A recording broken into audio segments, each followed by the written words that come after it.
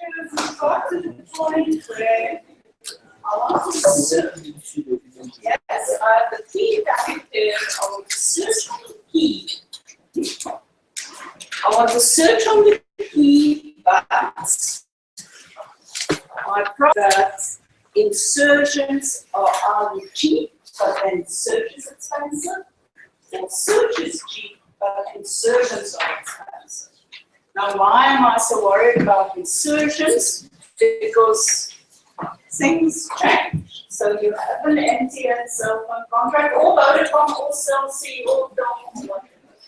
You have a cell phone contract every day. Lots and lots and lots and lots of people go and get a new contract. So your information has to be inserted again, and so on and so forth. So there are many, many, many applications where your database is not static, or an insurance company, or a medical aid. They keep getting new information on a daily basis, so that it cannot be that expensive to insert 4.5 million. Right. If I'm linear insertions on 4.5 million clients, although it does feel like that when you're sitting in sorts, it seems that they have a linear insertion also, but they shouldn't. So our solution then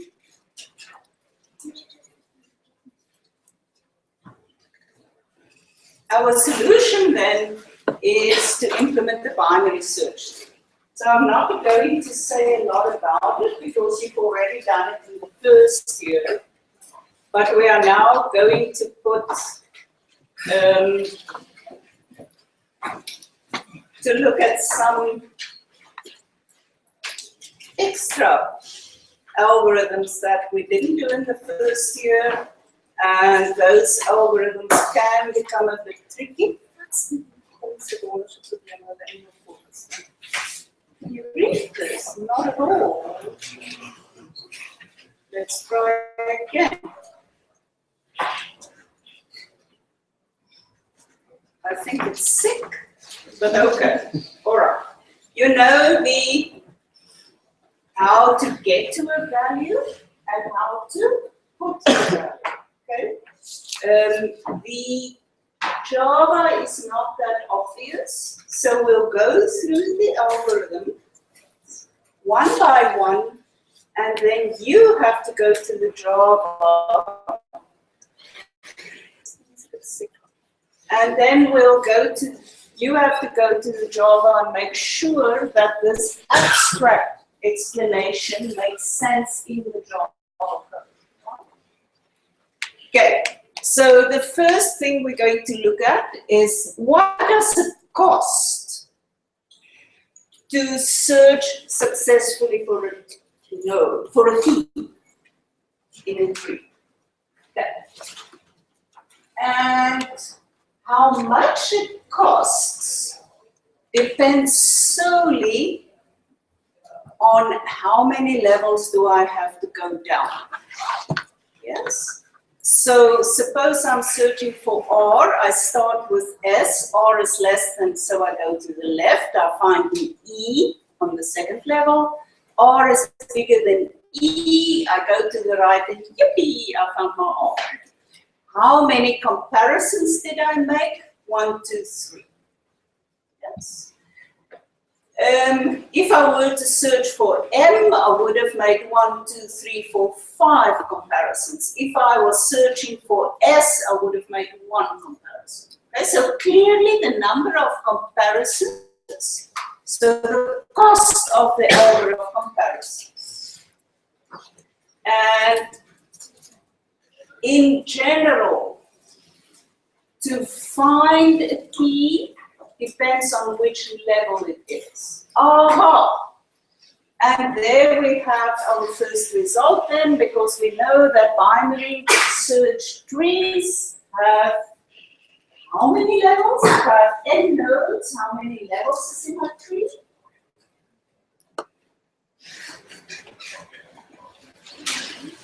Okay. Aha! But not always. because this binary search tree over here is not balanced. What does it mean for a binary search tree to be balanced? It means that it tries to have the same number of children for every node on a given level. Right? So one feels that somehow this H and M over here is dangling at the bottom. Wouldn't it have been possible? I have 1, 2, 3, 4, 5, 6, 7, 8 nodes. I wanted 3 levels, but look, I actually have 4 levels. So this tree is not balanced. So if my tree is not balanced, then it's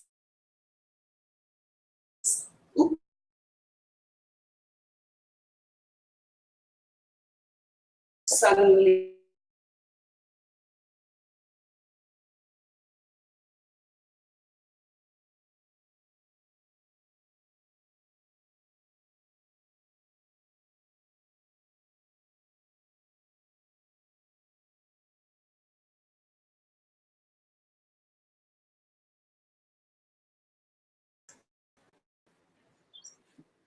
okay, either take it out. Are you listening to me? Either take it outside or just be quiet. Thank you very much. So this string, however, at the bottom, this is not balanced. That is the one we see just on the previous page, right? It's got 1, 2, 3, 4 levels for 8 nodes, which is wrong. It shouldn't. It should have 3 levels. This one is even worse. Look at it. A, C, E, H, R, N, S, X. It's got N levels for N nodes. How does that happen? Why does it work this way? Why are some trees nicely balanced and others not? The reason? Me? Anybody? What? Depends on the order that you give. Yes, it depends on the order of the inputs. Right. So, if the order of the input, yes, if I feed to my insertion algorithm something that's already, keys that are already ordered, they are going to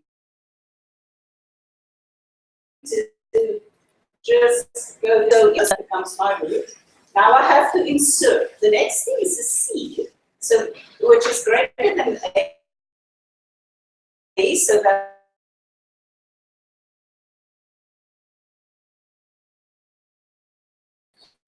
and the next thing that ordered input, you get a linear number of levels, same as the number of nodes. So what we are going to look at is the average case behavior. Okay, so we assume random input. So some things are ordered, but mostly it's not ordered, just like quicksort, yes? And in that case, you get a binary tree that is almost balanced, but not quite. There are algorithms to take a binary tree and actually balance it. We will not look at that. We will look at the average case where your input was random, so your tree is assumed to be almost balanced. So your number of levels is roughly log n, but it can be slightly more. If you're interested, you can actually test this empirically, experimentally. Take War and Peace and use Word as your keys, and then go and insert. And the larger your input is, if it's random, you'll roughly get log n levels. Right, so that is what happens. So for an insertion, the search hit, is at most the number of levels. Yes. The cost of a successful search, also known as a search hit, is at most the number of levels, which is approximately log n, so that's cool. The unsuccessful search, suppose I search for something with a tree, then I have to go through all the levels definitely. Yes. Because I have to go right to the bottom to say this thing is not here. Let's look at T. So T is bigger than S, that is S. But it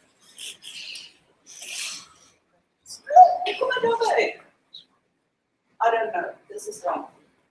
Let's search for G. G is less than S, but it's bigger than E, but it's less than R, it's less than H. So you have to bottom to see that G is not in the tree. Okay. So the best case for a search miss is the number of levels. The worst case for a search hit, where you actually find the thing, is the number of levels. Usually it's less than that. Okay.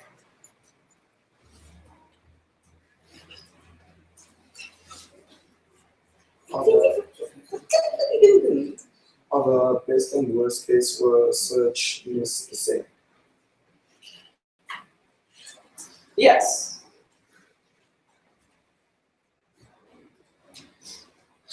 This is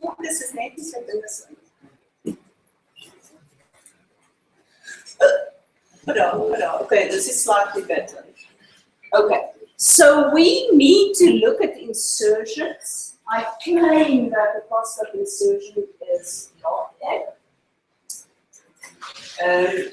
And the question is, when I insert, I must try to do it in such a way that I don't keep on growing the levels. But we know that is not possible. It depends on the order of the input. Okay? So if I need to insert, if I want to insert L, I go to the left, I go to the right, I go to the left, I go to the right, I go to the left. So L actually is right at the bottom here on the already long thread. This is all work that we've done in the first year. Please note that there is one little deviation. We keep for every node a number. And that number says it's the index of that node in the tree. Right, so the root gets the largest number. And the reason why we do that is so that we can do rank and range searches. Yes, remember we talked on Monday about rank. What is the second largest element in the tree? And so on. Okay, so for the ranks, we keep the indices next to the node. Okay. This is all old work. Aha. And then we get to this lovely one. Search proposition C, Miss Daly, this is for the test. Search hits in a DST or random keys requires approximately 2 linear comparisons. So let's look at this. What we are counting are comparisons. And I want to find a node. Okay? This is average. So I assume my tree is roughly balanced with log n levels. And I want to get to a node which is in the tree. So, number of compares. The number of compares used for a search hit ending at a given node is 1 plus the depth. Why 1 plus? Because the root is seen to be at level 0. So the depth of the tree is 0, 1, 2. Yes. So it's 1 plus the level because I have to compare to the root at level 0, which is 1, and then plus the depth. Right. So we use that.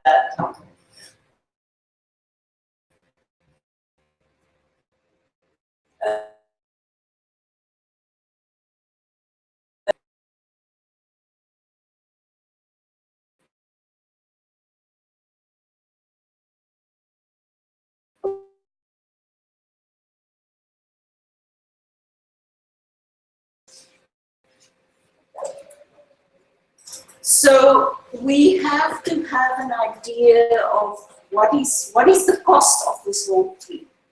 So we want to add up, but what do we want to add up? The number of compares. So we want to add up the number of compares for every single node. So we build this quantity, which we call the interval path length of the tree. Okay, and once we have the interval path length of the tree, we use that to get to our answer, because if we know how much it costs to find all the nodes in the tree, then we divide it by n, and that is the average cost to find a given node. Right. So we are going into, what did I say? Internal path length of the tree, not internal path length of the tree. So we set up a recurrence relation, and now we're going to look at how they get to this, because it doesn't initially make sense.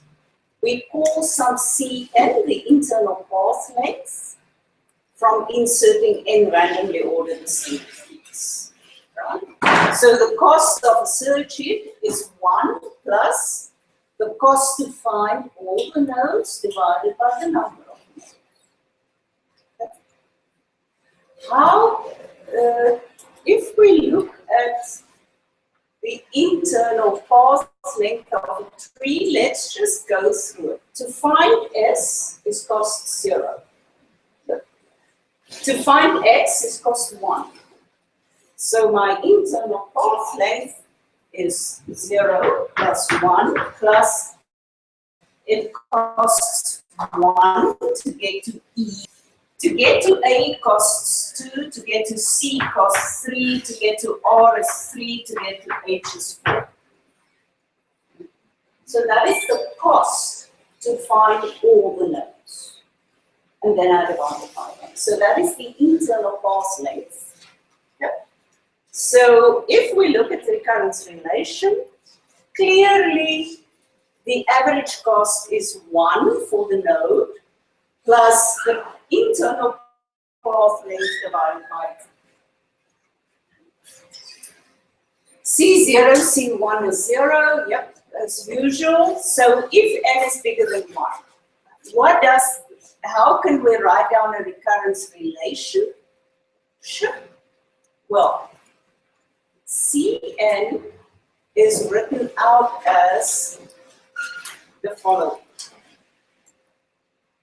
Imagine, to understand that thing, imagine a binary tree as a node with 2 subtrees. So I add the node, and that the root and the whole tree behind it. Yes. So I have an internal path length for that whole tree. But what I do now is I say, well, working with binary trees, any tree is actually the root and 2 different subtrees, the left subtree and the right subtree. So therefore, I can use that. If I know what my internal path length is for the whole tree, it is clearly the sum constructed from the sum of the left and the right. Yes. And then you keep on doing this. smaller and smaller and smaller. So let's go back to the recurrence relation. N minus 1 accounts for the fact that the root contributes 1 to the path length for each of the other nodes. So how many other nodes are there apart from the root? Well, I have n nodes in my whole tree. And if I take the root separately, then I have n minus 1 left. Okay. So the n minus 1 term over here says that that is the length of the path from the root to the other nodes. Okay? Takes that into account there. The root contributes 1 to the path length of each of the other n minus 1. And so on. And now you keep on doing that. To get to your whole recurrence relation, and you have to divide by n the whole time because you're looking at the average. And now you have to go back to the recurrence relation to learn for test 2, for quicksort. And the solution for this thing is, well, the form of this recurrence relation is almost the same as the quicksort one. So you can solve it similarly. I expect you to be able to do that. So write down this recurrence relation, look at the recurrence relation for quicksort, see what the differences are, but the technique is exactly the same. And then you end up with a sum, and we saw that with the quicksort case, this brings me to 2n ln n. 2n ln n, not 2 ln n. But over here we are dividing by n the whole time because we're getting the average, and then that n disappears and you get Cn with the total approximation of 2 ln n. Okay. So you have to write it out because this is for the test, but I expect you to do it correctly and not memorize this part up to here and then write down quicksort's relation, which is slightly different from that, and then come back magically to the correct answer. So there's a slight adaptation. You don't do the divide by n. Okay, so just in the test, you have to write it all out. And remember to do the divide by n for this case, and then you get to 2. Okay. So we are all very happy. Insertions and search misses in a BST bowl from n random keys require 2n ln n comparison. So insertion is cheap and search is cheap. And I would really like you to implement a larger example. Okay. So they do the frequency counter, but you can have a look at that. Now we get to the fun stuff. Remember in the API, there were all these other operations that we wanted to do. Not only do we want to search for one given value as in the first year, we actually want to search for the floor, for the ceiling, for a whole range, or an element with a certain rank. And what we do,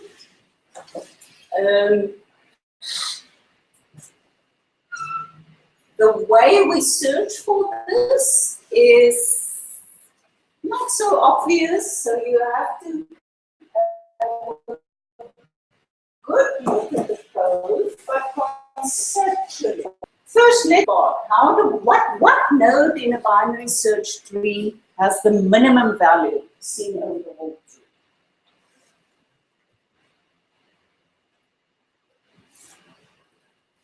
the bottom left node. Think of how you insert.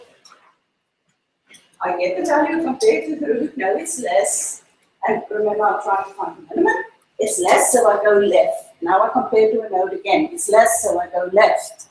So whatever you end up with as the bottom leftmost node in a binary search tree is necessarily the node with the minimum. Okay? And correspondingly for the maximum, I just toggle down to the rightmost bottom node, and that's the one with the maximum node. Okay? Very easy. But then, things like floor and ceiling. So let's just again find the definition of floor and ceiling. If a given key is less than the key of the root, then the floor of the key, right? Get your head around this. What is the floor of a key? It's the largest key less than or equal to that one. Think of a practical example. Floor of the key. So I give you Mr. Brown.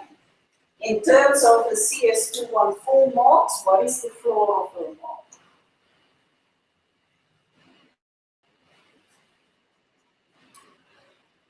It's the largest mark, less than her mark. Why would I want to know that? Well, for example, in the price giving, given the top mark, I want to find the floor, in other words, the second highest mark, and the third highest mark, and then I want to look at the top 5 and say, look, these two actually differ by 0.00001%, so let them rather share the price. So often you want to look at the floor, or on the other hand, the ceiling, which is just the less than version of, greater than version of the floor. Okay? So how would I implement floor in Java? First, I have to find the key. Yes. So over here, it seems trivial, but actually, if you look at the finding the floor of G, in this case, it's a mark. So the floor of G, is it G? G, yes. It is indeed G. Well, G is not in this 3, but the floor of G is, what is the floor of G? It's the largest, less than G. So S, no, because that's greater. E is a possibility.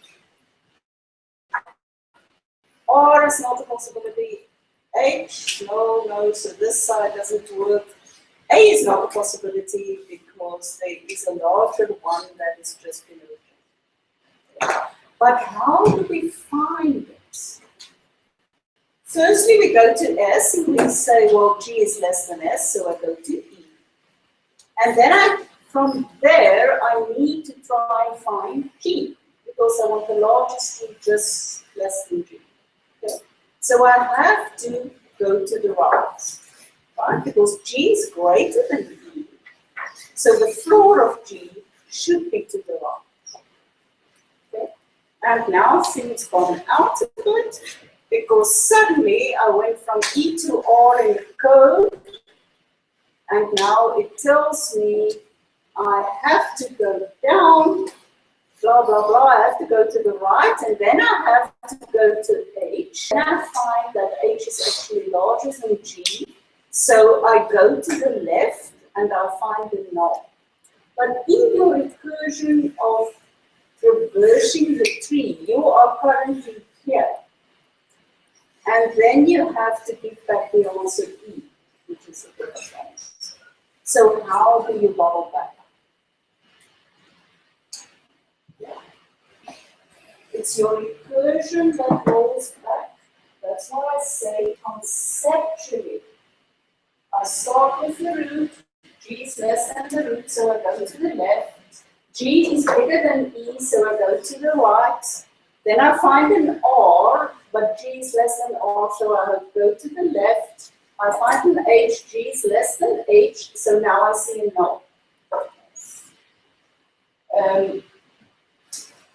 So G somewhere, somehow brought me out here, trying to find G. And now your recursion has to roll back correctly to get the E, because this one was larger, this one was larger, so I have to roll back right to the one that's actually smaller. So get your Java right, get your recursion right.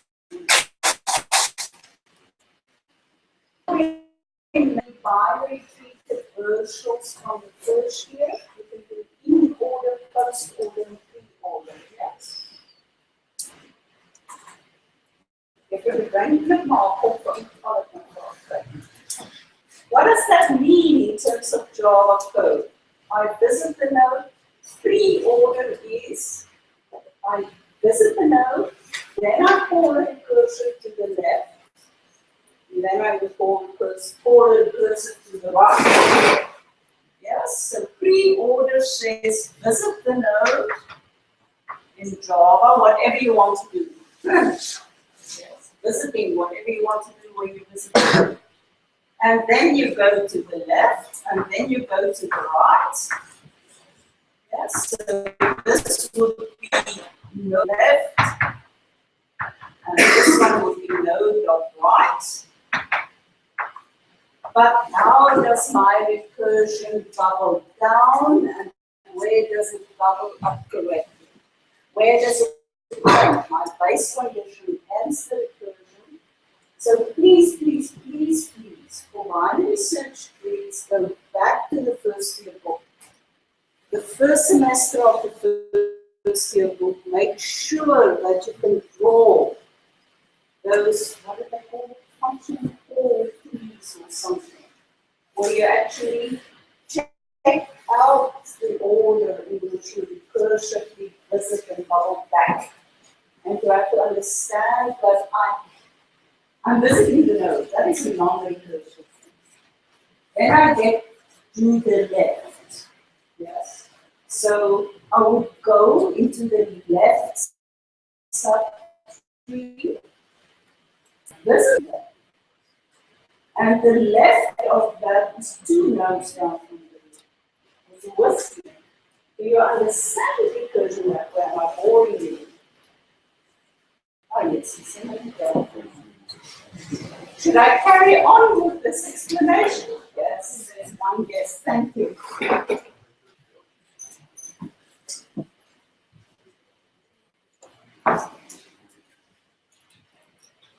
I have a tree.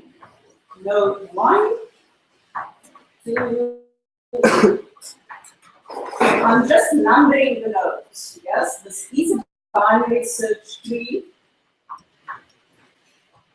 So not values, I just number the nodes.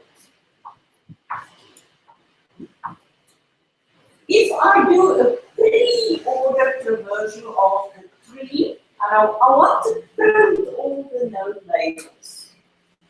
In a pre-ordered reversal, I do my thing, whatever I'm trying to do. So I print 1. And then my code says, now look at the left subtree and call this recursive method again.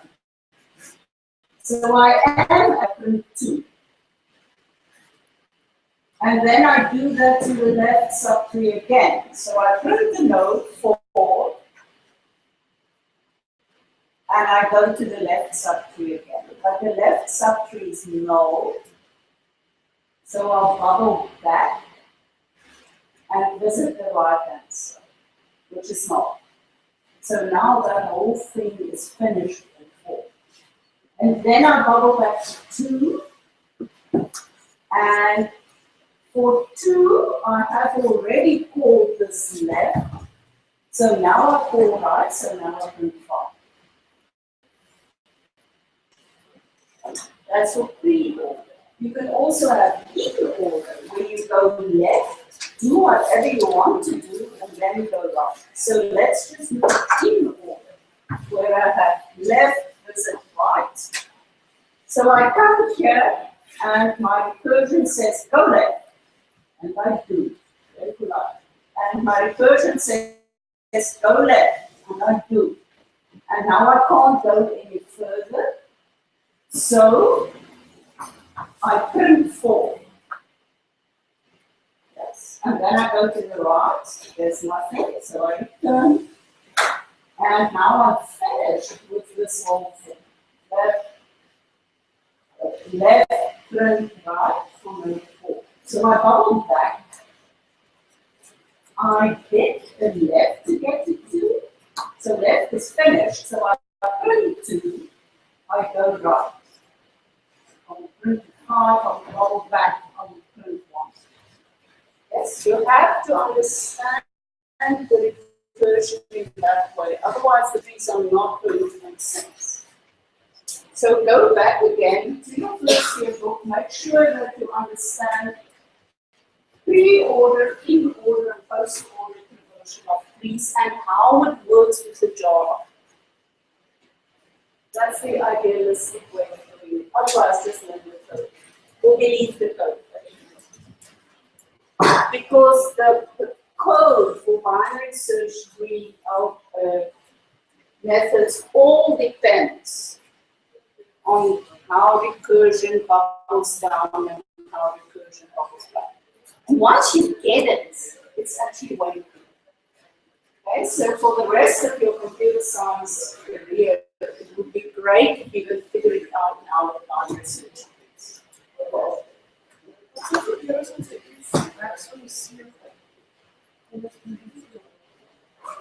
F, perhaps van die seergate, daar sit die, nou moes ons vir F gekry het, né?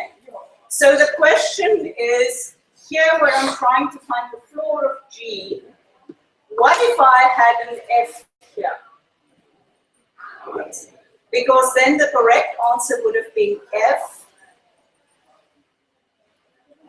Oh, I see what you're getting at. Is it possible to construct the binary tree that way? Try to do an insertion which will give you that tree, then insert an F, and you'll see that you won't be able to manage that, because then you break the conditions of the binary search. The F would be on the right-hand side of the E. Okay?